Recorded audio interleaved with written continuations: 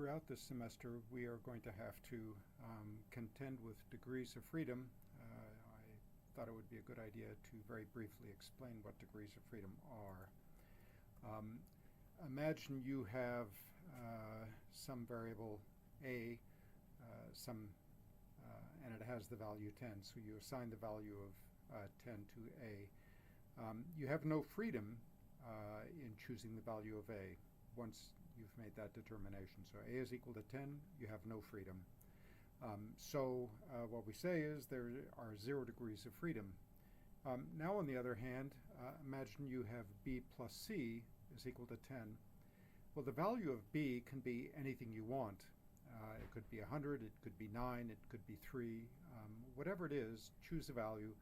Once you've assigned a value to b, and you say b plus c is equal to 10, well, you're free then to choose the value of b. But once you've done that, the value of c is totally constrained. So you have 1 degree of freedom. b, you're free to choose anything you'd like. But once you've made that choice, the value of c is then determined. So you have 1 degree of freedom, or 2 minus 1. So b and c, there are your 2 items. One of them is free, the other is not. D plus E plus F is equal to 10. You can choose any value you would like for D, any value you like for E.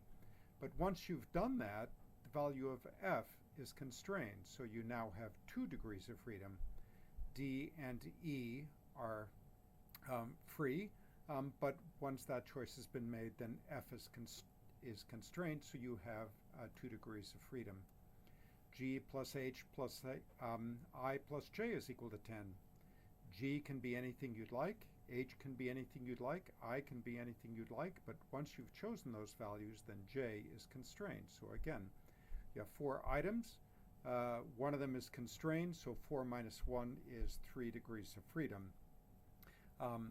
Take 5 items. K plus L plus M plus N plus P is equal to 10. Well, K can be anything, L can be anything, M can be anything, N can be anything, but once you've made that choice, then P is constrained if this whole series is supposed to equal 10. So you now have 5 items. One of them is constrained, so 5 minus 1 is 4 degrees of freedom. And I think now you see the pattern.